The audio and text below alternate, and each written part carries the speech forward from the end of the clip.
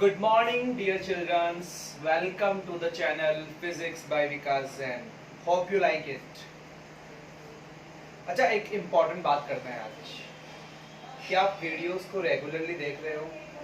ये वीडियोस आपके लिए बनाए जा रहे हैं topic wise in a very systematic manner. Video को ज़्यादा लेंथी नहीं किया जा रहा. रीज़न है कि आप 10 मिनट्स 11 मिनट्स का वीडियो देखो, उसको समझो, जो डाउट आता है डायरेक्टली मुझसे कंसर्न करो. ठीक है? क्या आपको याद है लास्ट वीडियो में क्या डिस्कस किया है हमने? किस किस बच्चे को याद है? Tell me honestly. हमने लास्ट वीडियो में डिस्कस किया electrolyte, electric cell, electrodes, terminal voltage, EMF of the cell, internal resistance, relation between EMF, terminal voltage and internal resistance. Clear? आप अपने नोट्स प्रॉपर्ली मेंटेन रखना. ठीक है? कि बोर्ड एग्जाम देने वाले हो इस साल आप. So it should be very clear and in a very perfect manner. आज का टॉपिक है हमारा grouping of cells. Grouping of cells पता तो लगी गया होगा बेटा. If the cells are connected like this, so that combination is called series combination of the cells. If the cells are connected like this, they are known as parallel combination of the cells. So are you ready for the starting? ठीक है. Diagram दिखाई दे रहा है आपको? ये आपका first cell जिसका EMF है E1, इसका इंटरनल रेजिस्टेंस है R1. ये आपका सेकंड सेल जिसका ईएमएफ है E2, इंटरनल रेजिस्टेंस है R2. इन दोनों का equivalent EMF E, equivalent resistance small r. Okay, कुछ ऐसे कंसीडर करो बेटा. ये आपका ब्लू वाला मार्कर और ये आपका रेड वाला मार्कर. इसका ईएमएफ है E1, इसका इंटरनल रेजिस्टेंस R1, इसका ईएमएफ E2, इसका इंटरनल रेजिस्टेंस R2. इन दोनों को रिप्लेस करके जो इनका इक्विवेलेंट है, ये आपका black marker. EMF equivalent, internal resistance R equivalent. Is it clear? Now जो भी इसका पोटेंशियल होगा यहां से यहां तक, वो किस किस का सम होगा? इसका पोटेंशियल डिफरेंस प्लस इसका potential difference. So are you ready to start the derivation? Okay, now देखो VAC क्या लिखा मैंने बेटा? यहां से यहां तक VAB plus VBC. Okay, now यहां देखो VAB, इस फॉर्मूले को राइट करना है. कितना EMF है? E1, करंट है I, internal resistance R1. VBC, EMF कितना बेटा? E2, करंट कितनी है? I, internal resistance R2. Clear? VAC बताओ जल्दी से. Equivalent minus I, R equivalent. अब तीनों वैल्यूज को कहां पुट करोगे? यहां पे पुट कीजिए. Equivalent minus I, R equivalent is equal to VAB, E1 minus IR1 plus E2 minus IR2. Clear बेटा? LHS देखो, equivalent minus IR equivalent is equal to E1 plus E2, इन दोनों टर्म्स को एक साथ ले लिया, माइनस IR1 माइनस IR2. वापस LHS में क्या जाएगा? Equivalent minus IR equivalent is equal to E1 plus E2 minus I common लिया, क्या बच गया यहाँ पे? R1 plus R2. Clear? Now compare कीजिए. कंपेयर कीजिए बेटा. कंपेयर कैसे? LHS को RHS से. देखो इक्विवेलेंट किसके इक्वल होगा? Tell me fast. इक्विवेलेंट किसके इक्वल होगा? E1 plus E2. क्लियर? ये देखो माइनस माइनस I. तो आपका R इक्विवेलेंट किसके इक्वल होगा? R1 plus R2. Any doubt here? Suppose 3 cells होते तो आपका इक्विवेलेंट क्या होता? E1 plus E2 plus E3. 4 होते तो प्लस E4. एंड होते तो आपका आंसर क्या होता? Equivalent is equal to E1 plus E2 plus dot dot dot En. और सबका EMF इक्वल होता तो इक्विवेलेंट इज इक्वल टू, बड़ा दो सेल्स है E प्लस E 2E, 3 हो तो E प्लस ई प्लस ई 3E, n हो तो n टाइम्स। यहाँ तक कोई डाउट आपको? Similarly for the internal resistance, अभी 2 है तो R1 प्लस R2, 3 होते तो प्लस R3, 4 होते तो प्लस R4 और n होते तो plus dot dot dot Rn। यहाँ तक कोई डाउट आपको? Next, if internal resistance R equal, तब आपका R इक्विवेलेंट क्या होता है बेटा? NR। Any doubt here? Now कितनी करंट फ्लो करेगी? तो इसका आंसर कुछ इस तरीके से मिलेगा मुझे,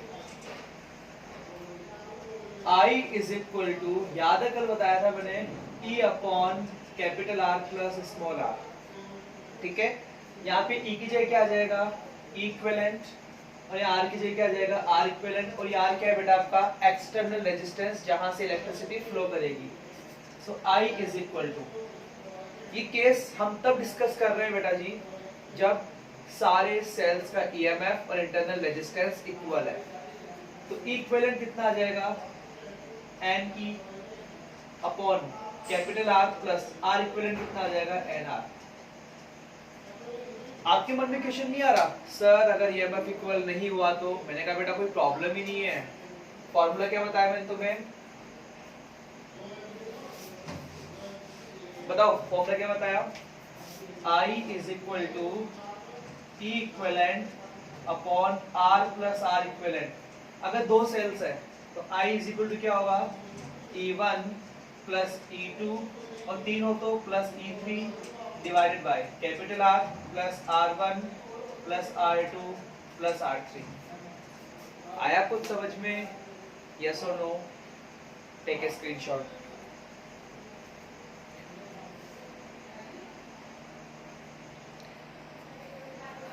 बेटा कुछ दिखाई दे रहा है डायग्राम पे? एक डायग्राम है बोर्ड पे, कुछ दिखाई दे रहा है? एक डायग्राम दिखाई दे रहा है। 2 सेल्स है, बताओ कैसे कनेक्टेड है? बताइए जल्दी से। They are connected in parallel. ठीक है, फर्स्ट सेल का EMF E1, internal resistance R1, second cell का EMF E2, internal resistance R2। ठीक है, फर्स्ट सेल से कितनी करंट आ रही है? I1, सेकंड सेल से कितनी करंट आ रही है? I2। तो टोटल करंट क्या हो जाएगी? बताइए जल्दी से। I is equal to I1 plus I2। यहाँ तक कोई डाउट आपको? चलो बेटा, यहाँ कुछ दिखाई दे रहा है? कुछ समझ में आया क्या लिखा है ये? V is equal to E minus IR। ये माइनस इधर क्या हो जाएगा? Plus IR is equal to E minus V। तो I क्या होगा बेटा? E minus V upon R। कैसे यूज आएगा बताने वाला हूं जल्दी से।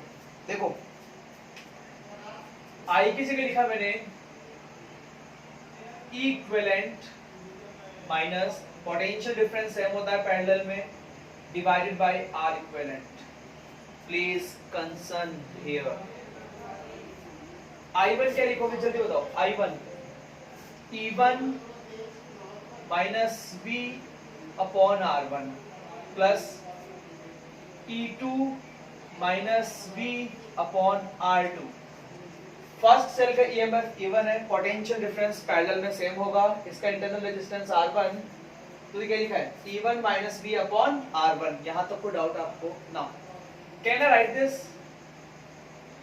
E equivalent upon R equivalent minus V upon R equivalent. इन दोनों के नीचे ले गया मैं R इक्विवेलेंट। तो सिमिलरली यहाँ पे क्या लिखोगे बेटा? E1 upon R1 minus V upon R1 plus E2 upon R2 minus V upon R2। यहाँ तो कोई doubt? Now E equivalent upon R equivalent is equal to, sorry not equal to, minus ये V और यहाँ पे लिख दिया 1 upon R equivalent. Right कर सकते हैं ना? जब V को 1 से मल्टीप्लाई करोगे it will come again. Now इसको एक साथ लिखो, E1 upon R1 plus E2 upon R2। इन दोनों को एक साथ लिखोगे, माइनस भी कॉमन ले लिया, 1 upon R1 plus 1 upon R2। Compare करो बेटा जल्दी से, क्या मिलेगा? E equivalent upon R equivalent is equal to E1 upon R1 plus E2 upon R2। ये रहा minus v v 1 upon r equivalent is equal to 1 upon r1 plus 1 upon r2। And doubt here, अगर 3 होते तो plus e3 upon r3, अगर 3 होते तो क्या लिखता बेटा मैं, E equivalent upon R equivalent is equal to E1 upon R1 plus E2 upon R2 plus E3 upon R3। N होते तो En अपॉन Rn। यहां तक कोई डाउट बेटा? स्पेशल केस है, जितने भी सेल्स आप लगा रहे हो उनका सबका EMF और इंटरनल रेजिस्टेंस इक्वल है, ठीक है? तो क्या आएगा बताओ? It will come if all the EMF and internal resistance are equal, तब क्या आने वाला है बेटा? E equivalent upon R equivalent is equal to small n capital E upon R। किस किस को डाउट है यहाँ तक? बताओ जल्दी से, किस किस को डाउट है? ठीक है, देखो कैसे आया। E equivalent upon R equivalent, अगर 2 होते तो E upon R plus E upon R कितना आता बेटा? 2E upon R।